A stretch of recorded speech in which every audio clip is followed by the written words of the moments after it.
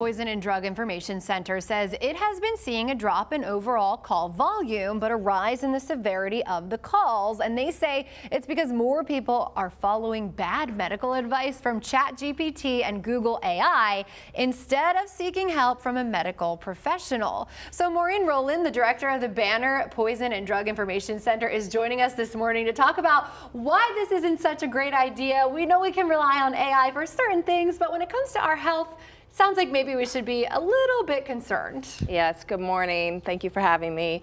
Yeah, we just have noticed a trend with poison centers, not just our center here in Phoenix, but nationally, that we're seeing a decrease in total overall calls, which we do attribute to people going to the internet more. However, we have seen about a 50% increase in people going to hospitals and having a major outcome, so meaning they've had some severe effects based on a lot of times maybe going to the internet.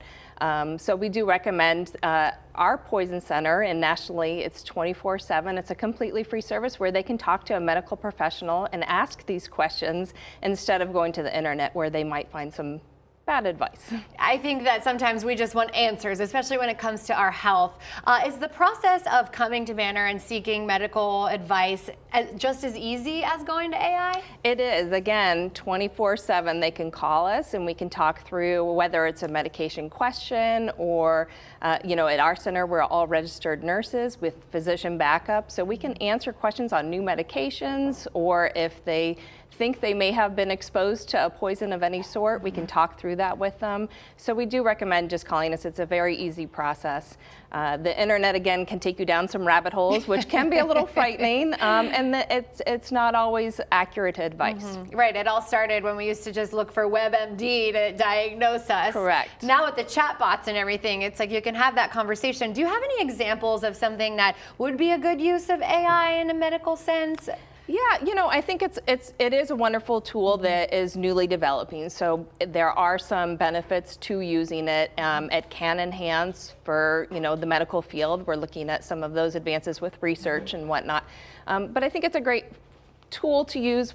And then go to your medical professional. So you can say to them, I went on the internet and this is what I found. What do you think? So it can be used in that way, but I would not use that as your only source of information. I think a lot of times too, cost is a major deterrent for people. They're kind of afraid to go seek medical professional help, but the fact that this is a service that is for free makes it a lot more appealing. It is completely free service, yes. So what do people need to know if they'd like to get in contact with you or your staff? So they can call us anytime. It's a 1-800 number, so 1-800-222-1222. They can give us a call at any time and speak to one of the nurses and run through some of these scenarios with them. Again, when you're speaking to a live person, we can ask those questions that AI or ChatGPT is not asking.